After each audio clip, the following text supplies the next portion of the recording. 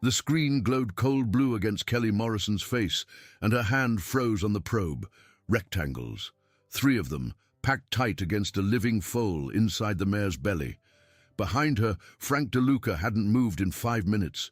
The barn had gone so quiet Kelly could hear Copper's shallow, panicked breathing. She slid her free hand into her coat pocket, feeling for her phone. Before we go any deeper into this one, tell us in the comments where you're listening from tonight and hit that subscribe button so you never miss a story like this. May this story remind you that even the smallest and most silent voices can be heard, and that sometimes justice comes wrapped in the softest breath of a newborn foal. The call came at 2:15 in the morning. Kelly had been asleep less than 3 hours when the phone rattled on the nightstand, and the old German shepherd at the foot of the bed lifted his head from the wood floor. Duke was 15 years old and mostly deaf, but he still knew a work call by the way Kelly's shoulders tightened before she reached for the receiver. She swung her legs over the side of the mattress and answered without turning on the light. The voice on the other end was low, steady, careful. That was the first thing she noticed. People who called a large animal vet at 2 in the morning were rarely careful. They were usually panicked, half crying, apologizing for the hour. This man just said, "Ma'am, we've got a mare that hasn't foaled and it's been more than 6 hours." "Who's this?" "Tom Garrett, night hand out at the DeLuca Ranch, County Road 44. Kelly had heard the name of the ranch before. Every large animal vet in Jefferson County had. Frank DeLuca kept a small stable of quarter horses on a spread that used to belong to his father-in-law, and he paid in cash, and he never called the vet unless a horse was already worth less than the visit. Kelly knew for a fact he'd let 2 colicky geldings die the year before rather than pay for surgery. That he was calling her at that hour for a foaling that had gone long was not a small thing. 6 hours since her water broke? "Yes, ma'am." "You seeing any feet coming out?" A pause. "No, ma'am, nothing. She's standing, won't lie down. Sweat like you've never seen, and her eyes aren't right, Doc." "I'll be there in 30. She hung up, pulled her jeans on over the thermal she slept in, laced her boots without looking down, and grabbed the coat off the peg by the door. Duke followed her out onto the porch and stood watching as she climbed into the truck. The tail lights washed his old face in red as she backed down the driveway. She waved a hand at him through the windshield the way she always did, and he sat down slowly on the top step and waited. Outside Beaumont, the land went flat and dark. There was almost no moon that night. The heat of the Texas summer still hung in the fields at that hour, thick as a wet blanket, and Kelly rolled her window down an inch so the wind could keep her awake. The road was empty. She passed the last gas station, the last church, the last cluster of trailers, and after that, it was just fence line and open country, and the low hum of the highway falling behind her. She thought about the mare, standing rigid in some stall in some barn she'd never seen, refusing to lie down. She thought about 6 hours. She thought about Frank DeLuca, who was not the kind of man who paid a vet to come out on a lost cause. Something in the shape of the call sat wrong with her, and by the time she made the turn onto County Road 44, she was already running through her worst-case checklist in her head. She missed the driveway the first time. There was no sign, just a rutted dirt track that curved off between 2 pastures and disappeared into a stand of live oak. She backed up, made the turn, and drove another quarter-mile before the ranch buildings resolved themselves out of the dark. There was one bulb burning over the barn door, a single light on in the main house. No dogs came out to bark at her truck. That was the second thing that put her hackles up. Every ranch she'd ever driven into at that hour had at least 2 dogs on it. There were no dogs at the DeLuca place. Tom Garrett was standing in the open barn doorway with his hands in his coat pockets. He was a lean man, maybe 50, with a weathered face and the kind of stillness that comes from someone who has spent a lot of time not being noticed. He nodded once at her as she got out of the truck, and he did not offer his hand. "She's in the last stall on the left," he said. His voice was even lower in person than it had been on the phone, Frank's inside. He'll be out in a minute. Thanks. Kelly grabbed her case out of the passenger seat and followed him in. The barn was smaller than she'd expected. 6 stalls, a tack room, a feed room, a wash rack, and it was cleaner than she'd expected too. Fresh shavings, water buckets scrubbed, bridles hung neatly on their pegs. Somebody was taking care of the animals here, and she was pretty sure it was not the man whose name was on the deed. She could smell the sweat before she saw the mare. It was thick, sour, wrong, and under it, something coppery she couldn't quite place. The mare was named Copper. Kelly saw the name burned into a wooden plate above the stall door before she saw the horse. When she looked over the door, her heart made one hard beat and then went quiet. Copper was a big chestnut, maybe 15½ hands, deep-chested, well-muscled. A registered quarter horse, Tom said quietly behind her, from a line out of Oklahoma. But right then she looked like she had aged a decade in one night. Her sides were dark with sweat. She was breathing in short, tight pulls. She was standing so rigid that Kelly could see the muscles in her hindquarters twitching, and her eyes were rolled so far back that Kelly could see the whites at the edges. Not a horse in labor, a horse fighting something. That was the way Kelly's mind wrote it down right then, before she had any reason to write it down that way. 6 hours, you said. Bit more now. Kelly slid the latch and stepped into the stall slowly. Copper did not flinch, did not turn her head, did not move. That was the third thing that was wrong. A mare in trouble should have reacted to her one way or the other. This one was so locked inside herself she barely knew Kelly was in the same square of hay. Easy, girl. Kelly ran her hand down Copper's neck. The heat coming off her was fever heat. She pressed 2 fingers against the pulse under her jaw and counted to 15. Way too fast. She moved to the flank and laid her palm flat against the belly, and Copper let out one long, shivering breath through her nose, as if she had been waiting a very long time for a person to touch her, exactly there. Kelly felt her own throat go tight. "All right," she said. "All right, Mama, we're gonna have a look." That was when she heard the boots behind her. Not Tom's. Tom was already standing out by the wash rack, silent, watching. These were heavier, slower, and they were bare. They stopped 10 feet behind her.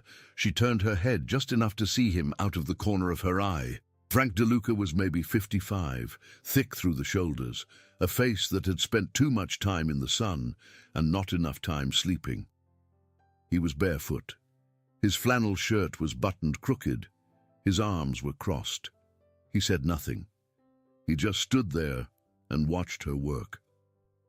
"Mr. DeLuca, Kelly Morrison, we spoke last spring about that gelding of yours." He didn't answer.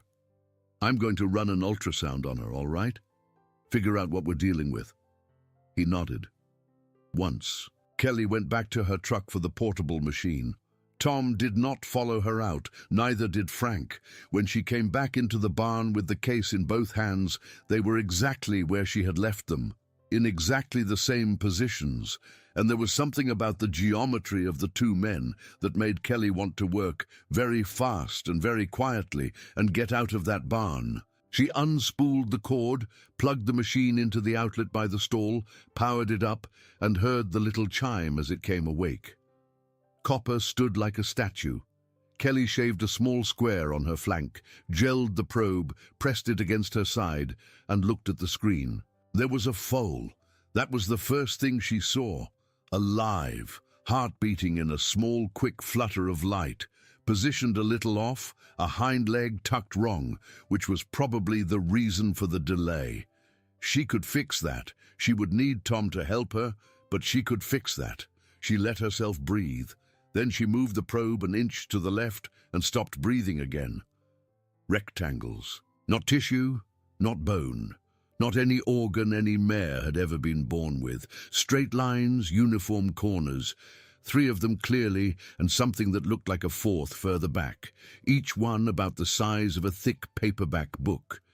They were pressed tight against the foal, packed into the uterine space with mechanical precision. Kelly kept the probe exactly where it was. She kept her face exactly where it was. She kept her breathing exactly where it was, because she could feel Frank DeLuca's stillness against her back like a hand pressing flat between her shoulder blades. And she understood in that instant why he was barefoot in his own barn at 2 in the morning, and why he had crossed his arms, and why he had not said one word. He was watching her face. "Okay," Kelly said, in the calm sing-song voice she used with nervous mares. "We've got a foal in there and a hind leg that's tucked. That's what's held her up. I'm going to need to reposition, and she's going to need some help. Tom, could you come hold her head for me?" She was narrating for Frank. Everything she said was for Frank. Nothing she said was true, and nothing she said was false. It was a script she was writing one line at a time to buy herself 30 seconds. Tom came into the stall without a word. He took the halter and stood at Copper's shoulder and put one big hand on her jaw and one on her cheek, and Copper let her head lean into his hand like she'd been waiting to. Kelly saw all of that in a flash and filed it away with the other things she was filing away. Tom Garrett knew this horse. Tom Garrett loved this horse. Tom Garrett was not a night hand who had been on the payroll a month. Kelly slid her free hand into her coat pocket. Her phone was in there, unlocked. She'd made a habit of it since her husband died, walking into strange barns at strange hours in the dark. Her thumb found the keypad by feel. 911. Send. She lifted the phone to her ear as if she were checking a message. "Dispatch, this is Dr. Kelly Morrison. I'm at the DeLuca Ranch, County Road 44, east of Beaumont. I need law enforcement out here right now, and I need them quiet." Behind her, Frank DeLuca took one slow step forward. Kelly did not turn. "Ma'am, are you in danger?" the dispatcher said. "I'm running an ultrasound on a foaling mare, and I'm looking at something that shouldn't be inside a horse. That's all I can say."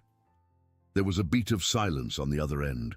Then the dispatcher's voice came back 1 degree sharper. "Deputies are en route. Stay on the line if you can. Hang up if you have to." "Copy that." Frank took another step forward. She could hear the small, dry sound of his bare foot on the concrete aisle. Tom's grip on the halter did not change, but his eyes lifted very slowly and met Kelly's over Copper's neck, and Kelly saw something there she had not expected. Not confusion, not fear, something almost like relief. "Doc," Frank said. It was the first word he'd spoken all night. His voice was calm, too calm. "Doc, put the phone down." Kelly kept the probe pressed against Copper's flank. She kept her eyes on the screen. She kept the phone at her ear. "I said put the phone down." "Mr. DeLuca," Kelly said evenly, "your mare is dying. I've called for another vet. I'm gonna need extra hands, and this is not the kind of surgery you do in a stall by yourself." He took another step. He was 6 feet behind her now. She could smell him. Old whiskey, old tobacco. Something metallic under it, like he'd been handling something all night that left a taste on the skin. I said, "You know what, Mr. DeLuca? If you'd like to save your horse, I need you to back up and let me work. If you'd like to lose her, you keep standing right where you are, and I'll pack up and go home, and you can explain to whoever this horse actually belongs to why she died in a stall."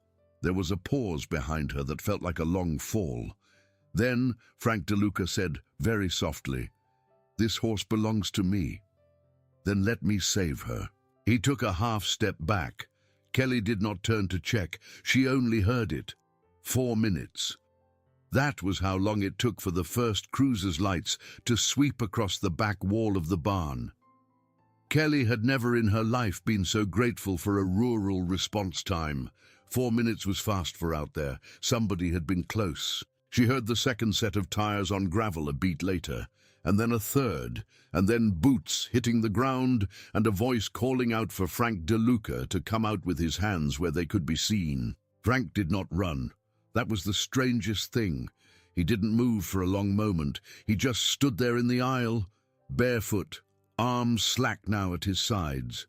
and he looked at Copper, and his face did something that was not fear and not anger and not surprise. It was closer to disappointment, like a man watching a bet come in wrong. Then he raised his hands and walked out of the barn into the sweep of red and blue. Kelly did not stop working. She could not stop working. There was still a foal to turn and a mare to save, and the packages were still where they were, and she could not think about the packages yet.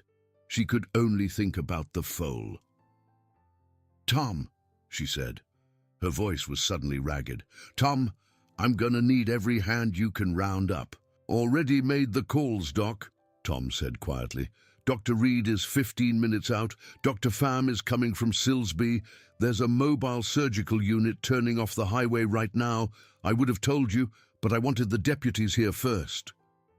Kelly turned her head and looked at him for the first time since she'd stepped into that stall.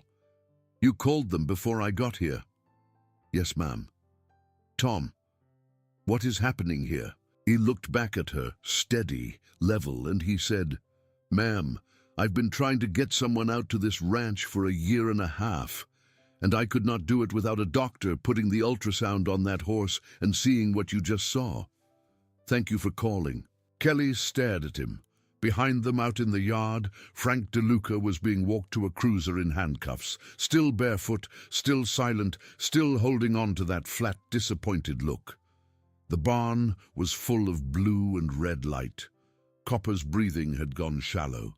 Kelly turned back to the screen and made her hands stop shaking. They got the foal out at 4:30 in the morning. Dr. Reed arrived first, then Dr. Pham with the mobile unit.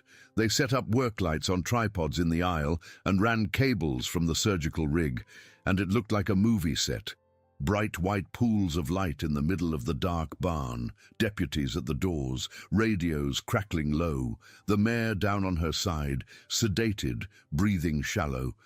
Kelly and Marcus Reed went in together, side by side, and pulled the foal out first. He came into the world slick and small and dark, a chestnut colt with a splash of white on his forehead in the exact shape of a lightning bolt. And he lay in the shavings for one long second, and then he took his first breath. When he did, Kelly felt something in her chest give way that she had not known was tight. Then they went in for the packages. There were 5 of them, not 3.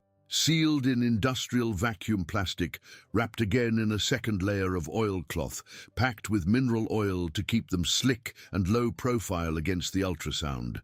Each one was the size of a paperback and weighed about a pound.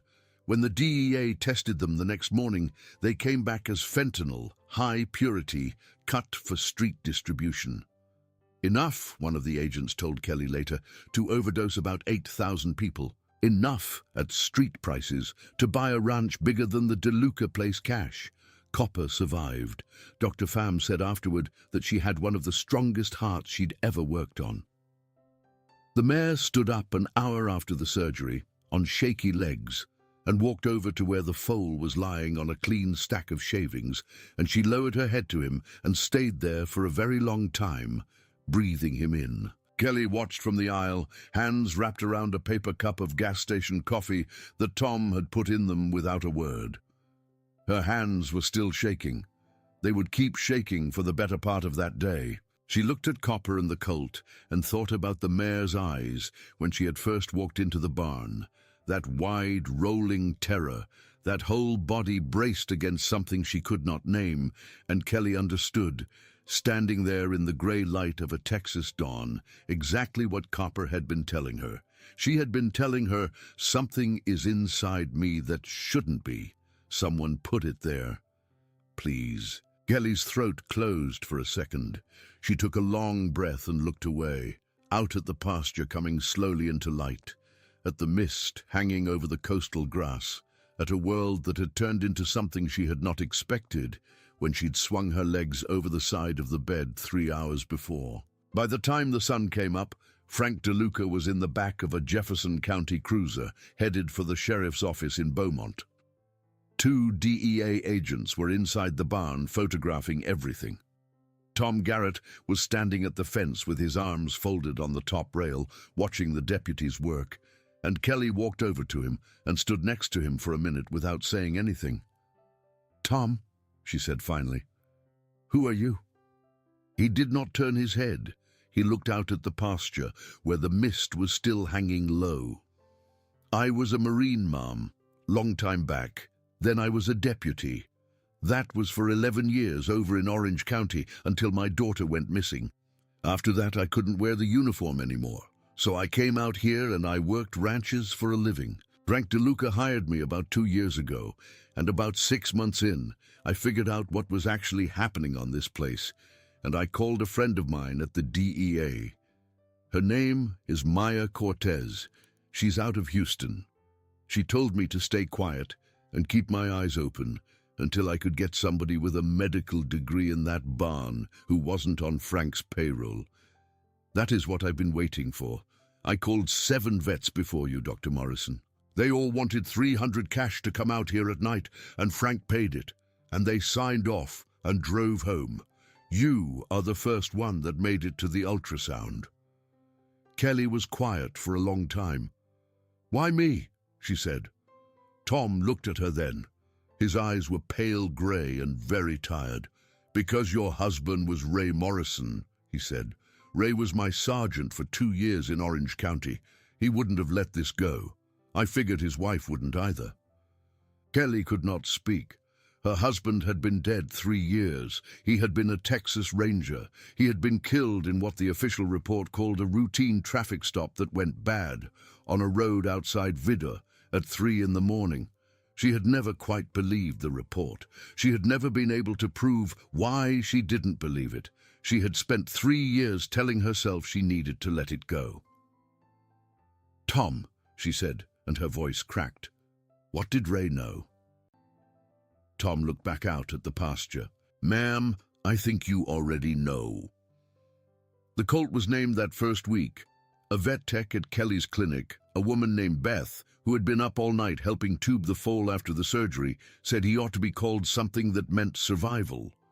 Kelly said she didn't want to name him something he had to live up to. In the end, they called him Ranger. It was Beth's idea, and Kelly didn't argue with it, and when she said the name out loud in the pen the first time, the colt lifted his little head and looked at her and did not look away for a long time. Frank DeLuca made bail 3 days later.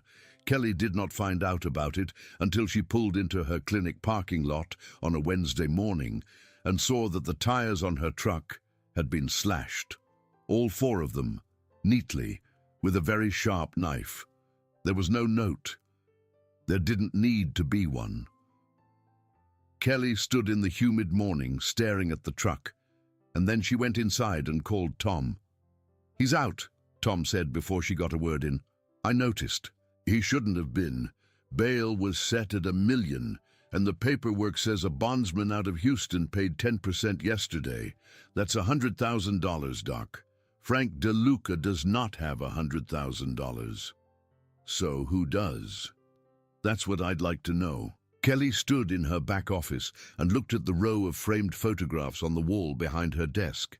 There was one of her and Ray at a rodeo in San Antonio the summer before he'd been killed. He was laughing at something she'd said. She could not remember what it had been. She had spent 3 years trying to remember, and she never had been able to. "Tom, if Ray was working this..." "He was working something," Tom said carefully. "I don't know if it was this exactly, but there was a case he called me about a couple of weeks before it happened. He said there was a ring-moving product across the border and using ranches to sit on it.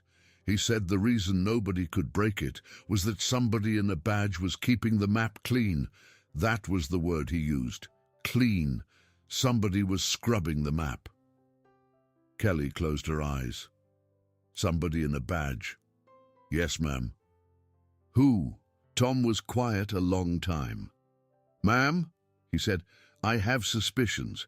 I don't have proof, and until I have proof, I'm not going to say a name out loud. I owe you better than a guess." Kelly opened her eyes and looked at Ray in the photograph. "All right," she said. "Then we get proof." That afternoon, a sheriff's deputy came out to the clinic to take her statement about the tires. His name was Bo Ellis. He was a big, quiet man in his 40s with a slow way of talking and eyes that noticed more than his mouth let on. He looked at the 4 flat tires. He took photos. He wrote things down. And when he was done, he stood in the parking lot with Kelly and said, without looking at her, "Dr. Morrison, if you don't mind me saying so, you want to be careful who you tell about this. I've told you about it." He nodded, still not looking at her. "Yes, ma'am, and I want you to know something. I'm going to file this report, and I'm going to file it clean, but I don't know how far it goes after I file it. That is all I'm going to say to you today, except one more thing." "What's that, Deputy Ellis?" He looked at her then, finally. It was a long look. "I liked your husband," he said. "I liked him a lot. And I'm sorry." He touched the brim of his hat and got in his cruiser and drove away. And Kelly stood in the parking lot for a long minute afterward, watching the dust settle behind him. Dr. Marcus Reed did not come to work that Thursday, or that Friday. He had been the second vet in the barn, the night of the surgery, the one who had helped pull Ranger into the world. Kelly had known Marcus for 11 years. They had gone through vet school together at Texas A&M. He had been at her wedding. He had been at Ray's funeral. He was a shy, careful, gentle man who talked to horses like they were his cousins, and he could not lie to save his life. When he still had not come in on Monday, Kelly drove out to his house. He was sitting on the porch when she pulled up. He had not shaved. He had not changed his shirt. He had a coffee cup in his hand that he had clearly not drunk from in a very long time. He looked up at her when she got out of the truck, and he said, "I was going to tell you. I swear to God, Kelly, I was going to tell you. I just didn't know how."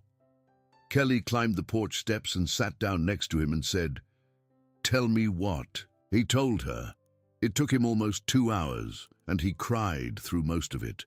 2 years before, he had ordered a shipment of veterinary anesthetic under his license. Standard order. He had done it 100 times. But that particular order had gone missing between the distributor and his clinic. When he had called the distributor to complain, they had told him it had been signed for, at his back door, by an employee named Kaminsky. He had never had an employee named Kaminsky. There was no Kaminsky. He had reported it, filled out the DEA loss form, moved on with his life. Except a week later, a man had knocked on Marcus's back door at midnight. A man Marcus had never seen. The man had put a manila envelope on Marcus's kitchen table. In the envelope was a signed acknowledgement form with Marcus's own signature at the bottom, a perfect forgery accepting the shipment.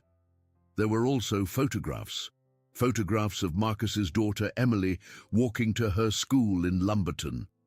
Photographs of Marcus's wife going into the grocery store. Photographs of Marcus himself, sleeping, taken through his bedroom window. The man had said very politely that from now on, Marcus was going to place a certain order once every 3 months. Marcus was going to report the order missing. Marcus was not going to ask any questions about where it went. If Marcus did any of these things wrong, the photographs of his daughter were going to become something else. The man had let Marcus think about what that meant.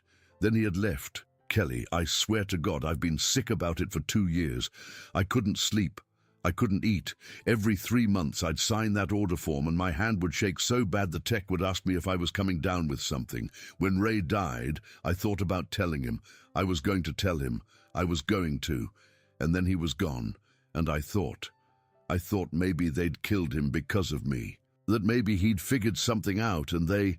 Marcus." He was crying openly now. Kelly put a hand on his shoulder. She was surprised at how steady her own hand was. "Marcus, who was the man?" He shook his head. "I don't know his name. He's medium build, dark hair, blue eyes, very polite. He's been at my back door twice a year for 2 years. Do you know who he works for?" Marcus wiped his face with the back of his hand. He looked out at his yard, at the pecan trees his grandfather had planted, at the swing set where his daughter had learned to swing by herself. "He works for Boyd Kessler," he said. "The sheriff." "Kelly, he works for our sheriff." Kelly did not say anything for a while. She sat on the porch and watched the pecan trees move in the wind and let the information settle into her chest like something heavy sinking through water. Boyd Kessler had been the Jefferson County Sheriff for 14 years. He had spoken at Ray's funeral. He had put his big, warm hand on Kelly's shoulder at the graveside and told her that if she ever needed anything, day or night, she was to call his personal cell phone. He had given her the number. She still had it saved in her contacts. "Marcus, I need you to do something for me." He looked at her. He nodded. He was already nodding before she said it, like a man who had been waiting for someone to ask. "I need you to keep placing the orders." "Kelly, I need you to keep placing them exactly the way you have been. I need you to keep letting them disappear. And I need you to call Tom Garrett every time it happens. Do you know Tom?" "I know Tom. He's working with somebody at the DEA. She's good. Tom trusts her and I trust Tom. If we can trace one of these orders end to end, we can put a case together that doesn't just take down Kessler. It takes down whoever's above Kessler." Marcus stared at her. "Above Kessler," he said. "There's always somebody above. You're going to get yourself killed, Kelly. Ray already did that for both of us." He was quiet a long time. Then he said, very softly, "All right." That evening, Kelly drove out to the DeLuca ranch. Frank was still out on bail, holed up somewhere in Houston, according to Tom. The bank had frozen the ranch pending the criminal case, but Copper and Ranger were still living in the barn because you couldn't just move a mare and a foal on 24 hours' notice, and there was a court order allowing Kelly to continue their care. She turned off her truck under the same live oaks she had passed on the night of the call, and she walked into the barn and stood outside the last stall on the left, and she looked in. Copper had put on weight. The sweat was gone. The fever was gone. Her coat had come back up, and she looked for the first time like the well-bred quarter horse she had been born to be. Ranger was curled up asleep in the shavings against her front legs, his little chestnut body rising and falling with his breath. The white lightning bolt on his forehead was already starting to shape itself into something a person would remember. Kelly leaned on the stall door and watched them for a long time. Copper lifted her head and looked at her. She did not move. She just held Kelly's eyes for a while, the way an old friend does across a room, and then she lowered her head again and went back to standing over her foal. Kelly did not cry. She had not cried in almost 3 years. But something in her chest cracked open a little that night, watching that mare stand over that colt, and she thought about all the mares who had not made it, all the horses who had gone into barns like that one and never come back out, all the people whose lives were being ended by the little rectangles that had come out of Copper's belly. 8,000 people. That was the number the DEA had said, just from those 5 packages. Just from that one delivery. She stood there until it was dark. Then she got in her truck and drove home. That was Monday. Tuesday she went to work at the clinic. She spayed a border collie and treated a colicky old gelding and cast the leg of a goat that a coyote had gotten into. She kept the routine. She kept the smile at the front desk. She kept the wave to the mail carrier. She did not call Boyd Kessler. She did not answer his call either at 11 that morning. When his name came up on her phone, she did not answer the second call at 2. She let the third one at 7 that evening go to voicemail. He left a warm message. He hoped she was holding up. He wanted to check in. He said he'd been thinking of Ray a lot lately.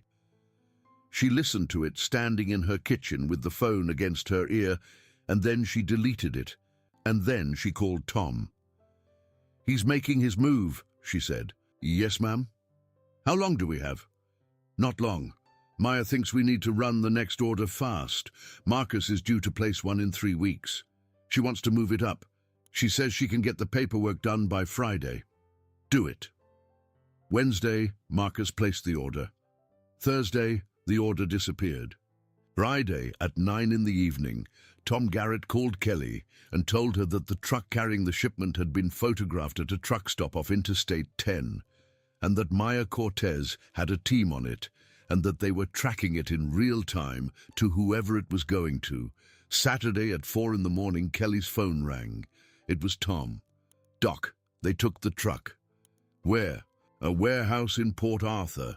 Kessler's cousin owns it, registered under a shell company, but Maya's got the paper on it.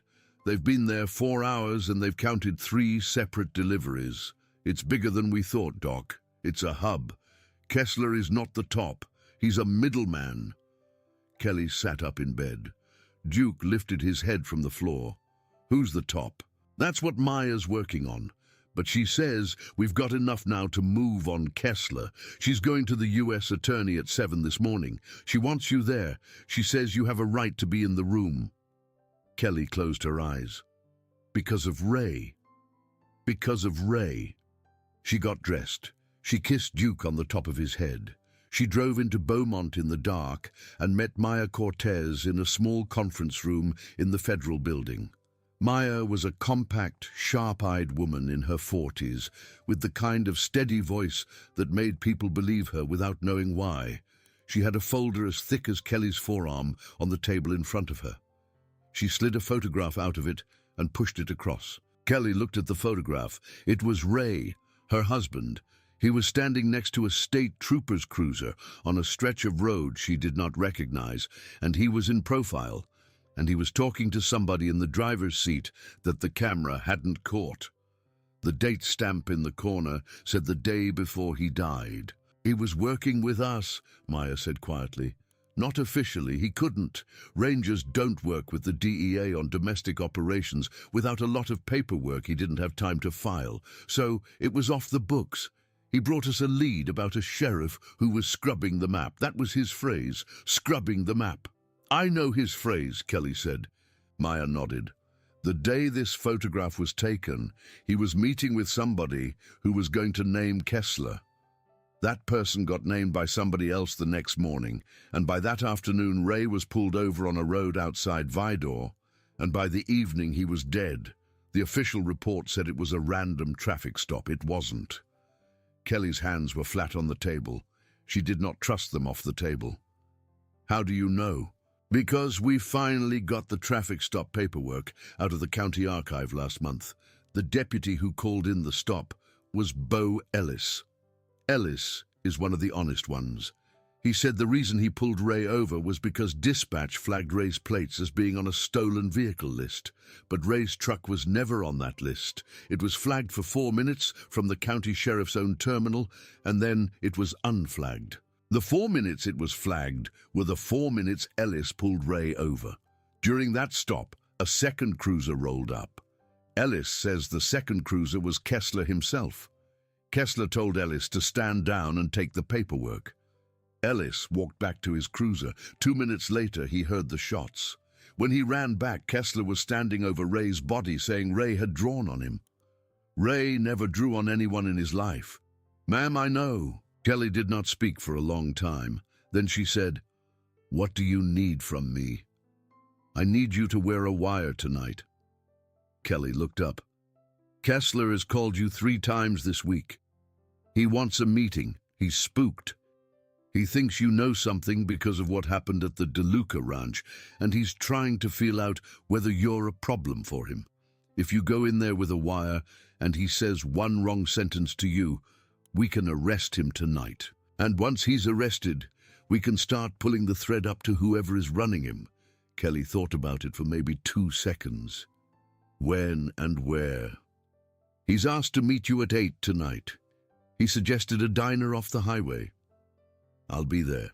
That afternoon, back at her clinic, she looked once more at the picture of Ray on the wall behind her desk. He was laughing in it. He had always been the kind of man who could laugh in the middle of a bad month. She reached up and took the frame down for the first time in 3 years, and she turned it over, and on the back, in her own handwriting from the year they got married, she had written the words, "We go together." She had forgotten she'd written that. She stood there holding the frame in both hands for a long time, and then she put it back on the wall, and she went out to her truck and drove to meet the van. She wore a wire under a soft flannel shirt. Maya's people put it on her in a van in the parking lot of a supermarket half a mile from the diner. It was small, sat right under her collarbone, and Maya told her twice she did not need to press for anything. She just needed to let Kessler talk. Boyd Kessler had been a sheriff for 14 years, and he had gotten used to being the loudest man in every room he walked into, and men like that always talked. Kelly nodded and got out of the van and walked across the parking lot to her own truck and drove to the diner.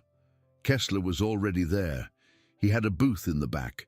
He waved her over as soon as she walked in, and he stood up like he always did. Big, warm, one arm out for a handshake, that broad, worn face lit up like she was his favorite niece coming home from college. He was a good actor. He had been a good actor for 14 years. "Kelly, sit down, honey. You look tired." "Long week, Boyd." "I bet. Coffee?" "Please." He waved at the waitress. He asked about Duke. He asked about the clinic. He asked gently about how she was holding up since Ray. He asked all of these things the way an old friend asks them. And Kelly answered the way an old friend would answer, and behind her ribs there was a cold, coiled thing that she was keeping very quiet. Then, over the second cup of coffee, he got to it. "Now, honey," he said, leaning in, his voice going low and confidential, "I want to talk to you about what happened out at the DeLuca place." "All right. That's a mess out there. I want you to know I'm as sick about it as you are. I had no idea Frank was involved in that side of things. Nobody did. Man's been in this county his whole life. His father was a friend of my father's." "It was a shock, Boyd." "I bet it was, honey. I bet it was. Now here's the thing." He glanced around the diner once, casually, like a man checking whether he'd left his keys on the counter. "Some folks in Houston are worried you might have seen more than what's in the report. And I want you to know whatever you saw, whatever you might have heard from that Garrett fella, we can protect you. We take care of our own out here." "I appreciate that, Boyd. But I need you to understand something." He put his big, warm hand on the table between them. Frank DeLuca had partners. Those partners are not the kind of men you cross. They're not the kind of men I cross either. And what I'm telling you, honey, as somebody who thought the world of your husband, is that if you keep pulling on this thread, you are going to end up somewhere you don't want to be. That is not a threat. That is a fact of life. And I am asking you as a friend to leave this alone. Let the DEA handle Frank. He'll do his time. That's the end of it." "Boyd." "Yes, honey." Kelly looked at him. He looked back at her, all warmth, all concern, all patience. "You put your hand on my shoulder at Ray's funeral. Do you remember?" He blinked, just once. "Of course I do, honey. You told me if I ever needed anything, day or night." "I meant it." "You said the same words to him, didn't you? The day you pulled him over on that road outside Vidor, right before you shot him." The diner was quiet, in the way diners are quiet when nobody in them knows anything is happening. Kessler's face did not move for a full 3 seconds. Kelly watched every one of those seconds. Then he smiled, one small, tight smile, the kind that never reaches the eyes. "Honey," he said, "I don't know what you think you know." "I know enough." "Then you know I can't let you walk out of this diner." "Boyd, there are 6 agents in the parking lot. There is a wire on my collarbone. Everything you have said to me in the last 15 minutes is on a recording that a federal prosecutor is listening to right now. If you reach for a weapon, you will not live to explain it. I am giving you the courtesy Ray did not get. I am asking you to put your hands flat on the table." His hand had started to move. It stopped. Then very slowly he placed both hands flat on the table. The bell over the door rang. Maya walked in. She had 2 agents behind her, and behind them, walking a half step slower like a man who did not want to be seen enjoying it, was Bo Ellis. Kessler did not turn his head to look at any of them. He looked at Kelly. "You are your husband's wife," he said. "You bet I am." They took him out in cuffs. They did it quietly. The diner watched. Nobody said a word. Kelly sat in the booth after he was gone and drank the rest of her coffee and looked out the window at the parking lot lights. She waited for her hands to stop shaking, and they did not. And after a while she stopped waiting and just paid the bill and walked out. Tom Garrett met her at the sheriff's office at 11 that night. He had a cup of coffee for her. He did not say anything. He just handed her the cup and sat down next to her on a bench in the hallway and looked at the wall opposite. They sat there for a long time. "Tom," Kelly said finally. "Yes, ma'am. You said your daughter went missing." He was quiet a moment. "Yes, ma'am." "How long?" 9 years this September." "How old was she?" 17. Kelly took a breath. "Tom, do you think—" He looked at her. He was already shaking his head, not in denial, in something else, in the kind of tired knowledge that a man carries for 9 years without setting it down. "I know what I think, ma'am. I have thought it every night for 9 years. I have never had proof. My daughter was a good girl. She would not have run. I have looked, and I have looked, and I have not found her. I have made peace, as much as a man can make peace with something like that, with the fact that I may never find her. But if there is a chance, if there is any chance, that pulling this thread pulls her name up out of the water, then I will pull it until my hands bleed. That is what I have been doing for 2 years. That is what I will keep doing, and I thank you, Dr. Morrison, for pulling with me." Kelly nodded. She could not speak for a while. "What was her name, Tom?" "Sarah," he said. "Her name is Sarah." Kelly nodded again. She looked at the wall opposite. She thought about a horse she had never known she was going to meet, and a colt with a lightning bolt on his forehead, and the way Ray had laughed at the rodeo in San Antonio the summer before he died. "Tom," she said, "we're going to keep pulling." "Yes, ma'am." They kept pulling. It took 8 more weeks. Kessler tried to make a deal the second night. He asked for a lawyer. He got one. His lawyer told him not to talk. He talked anyway.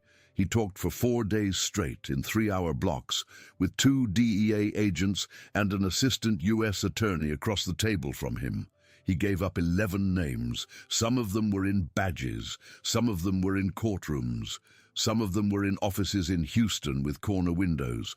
One of them was a former state senator. One of them was a man in Reynosa that the DEA had been trying to identify by name for 6 years. He also gave up an address in Port Arthur, and a second address in Nederland, and a third address on a piece of scrubland off Farm Road 365 that had been used as a storage lot. The Port Arthur address was raided first.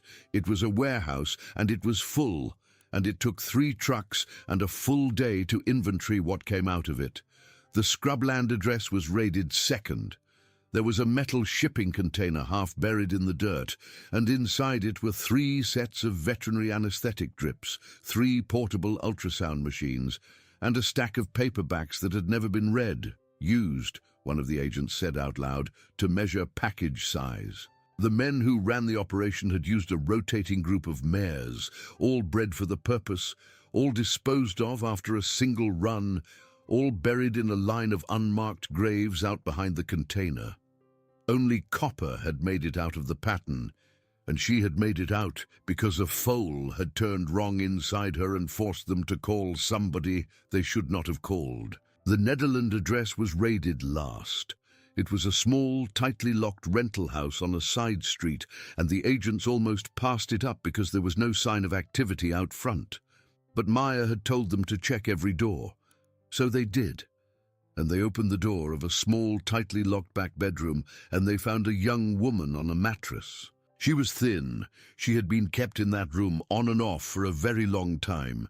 She was 26 years old. She had once been 17, and when the agent knelt down next to the mattress and asked her very gently for her father's name, she said, in a voice so quiet the agent had to lean in to hear it, "Please tell him. Please tell him I remembered his voice every day." Her name was Sarah Garrett. Tom got the call at 4 in the afternoon. Kelly was standing next to him in the barn at her clinic when it came. She saw his knees start to buckle before she knew why. She caught him by the elbow. He sat down hard on a bale of hay. He put the phone against his chest and held it there for a full minute, breathing through his nose in the slow, careful way of a man who has spent 9 years teaching himself how to keep breathing. Then he lifted the phone back to his ear and he said, "Yes, ma'am, I'll be there in 20 minutes. And he stood up and he walked out to his truck and he drove. Kelly watched him go. She stood in the barn with her hand on Copper's neck. Ranger was in the paddock outside, running slow circles the way foals do when they are just figuring out that they have legs. She watched him through the open door for a while. Copper turned her head slowly and pressed her face against Kelly's shoulder and stood there breathing quietly and did not move for a long time. Frank DeLuca took a plea deal and got 20 years. Kessler was denied bail. Marcus Reed was offered immunity in exchange for testimony, and he took it. And he cried on the stand for a full 10 minutes when he described what had been done to force his hand. And the jury looked at him not with disgust, but with something closer to grief, because grief is what an honest man feels when he sees another honest man broken. The former state senator's name went in the papers. The man in Reynosa's name went on an indictment. 22 people were charged in Jefferson County alone. 11 cases were reopened. Ray Morrison's file was reclassified as a homicide, and Boyd Kessler was charged with his murder in a separate proceeding.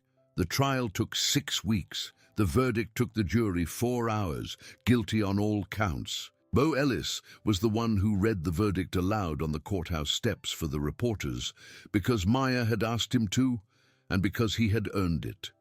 He said Ray Morrison's name 3 times in his statement, and each time he said it, his voice got a little steadier, like a man setting down a weight he had been carrying for 3 years. Sarah Garrett came home.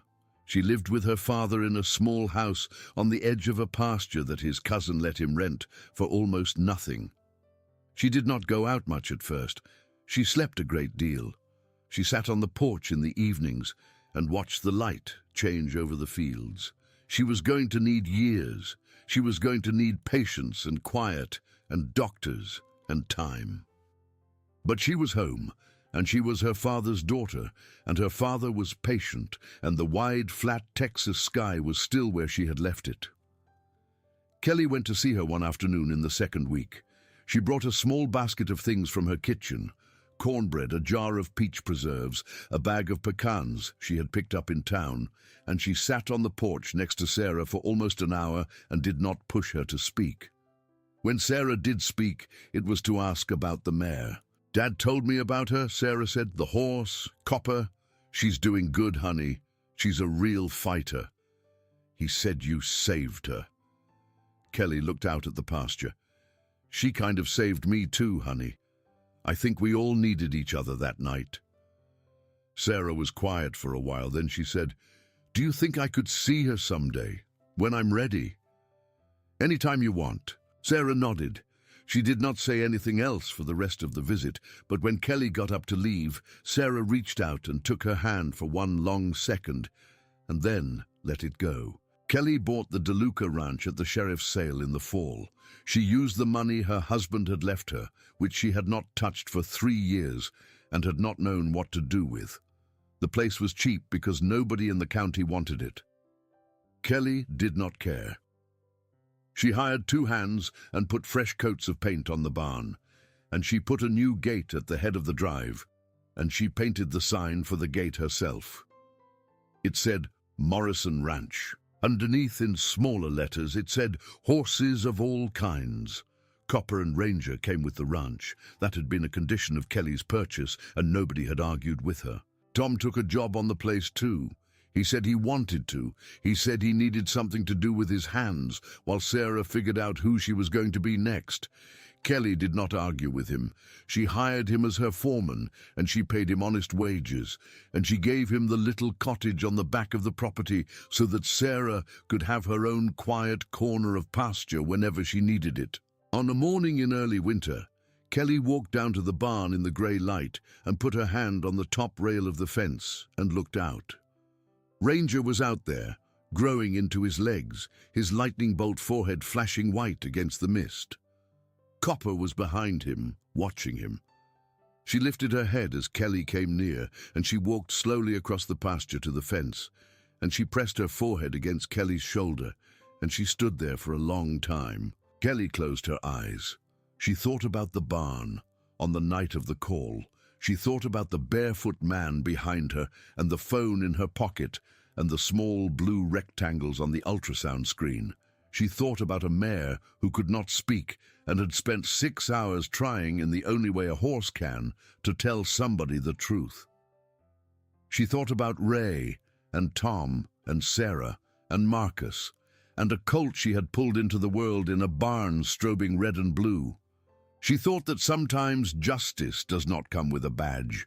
Sometimes it comes with a stethoscope and a portable ultrasound and a hand in a coat pocket at 2 in the morning. Sometimes it comes because someone who was very tired refused to look away from the screen. Sometimes it comes because a quiet man kept a promise to a sergeant for 11 years past the last time he saw him. Sometimes it comes because a girl kept remembering her father's voice every day for 9 years in a locked room. Sometimes it comes because a horse who could not say a word found a way to say the only word that mattered. Kelly opened her eyes and put her hand on Copper's neck. Behind them, out in the paddock, Ranger kicked up his heels and ran a full circle around the pasture for the sheer joy of being alive, and the sound of his little hoofbeats carried across the field in the morning air, and the mist began to lift, and the sun came up over the flat Texas land the same way it had come up on the morning after that first long night, slow and honest and impossible to stop. If this story moved something in you tonight, do us a small favor. Leave a comment and tell us what part stayed with you the longest. Hit that like button so more folks who need to hear a story like this one can find it. And if you are not already subscribed, come along with us, because the world is full of quiet voices trying to be heard, and every one of them deserves someone who is willing to listen. Take care of each other out there.